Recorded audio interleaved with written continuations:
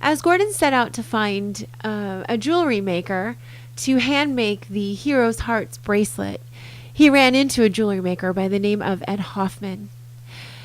Ed's personal path and story has affected the Hero's Hearts direction. We wanted to share it with you now.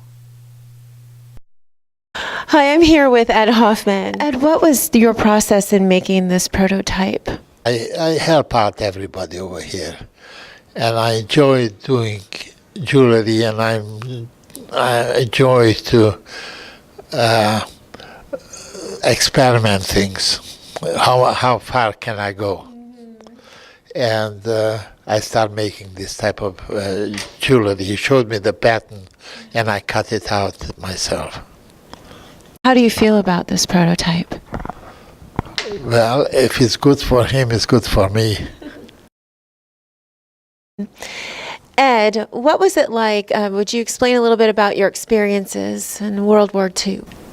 I am one of the Auschwitz survivors.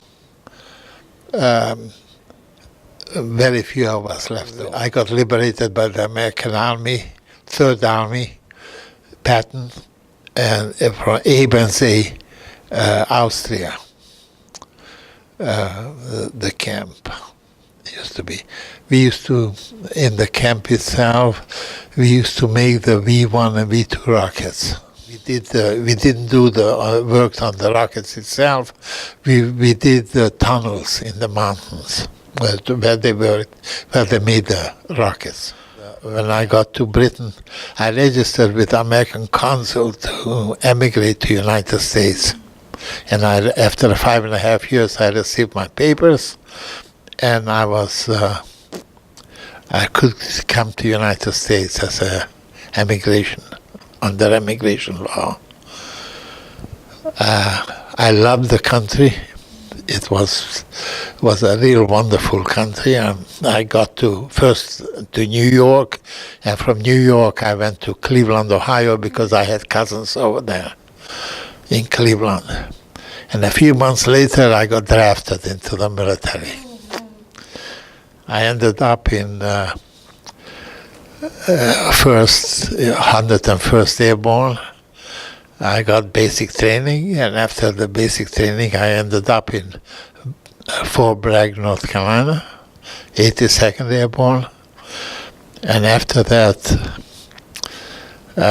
they sent me to Japan, Hokkaido. So I'm a Korean veteran too. Ed, you were sharing a story about the Italian soldiers. When I was in the concentration camp in 1944, about approximately end of 44, when the Italian military realized that they cannot win the war, so they gave up. They wanted to make peace with Americans.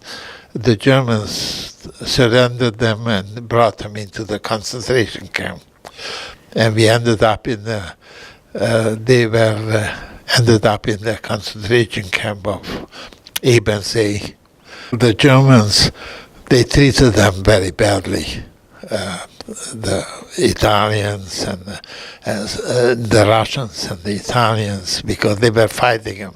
As a matter of fact, approximately in March in 1945, cannibalism broke out in the camp around, so we had to take them to the crematorium in the camp. And I noticed that some of the dead bodies, the butts was missing, cut out. And they used to cut them out and cook them because they were they were dying of hunger. Ed, how do you overcome such great human tragedy and pain and loss? Well, the overcome is one thing is to lose your family and your mother and father and your uncles, your aunts, I had two more brothers, so they got all killed. My mother was only, 36 years old when she got to Auschwitz, and she was killed right away. And my father was 42. I thought I owe allegiance to this country because I loved so much.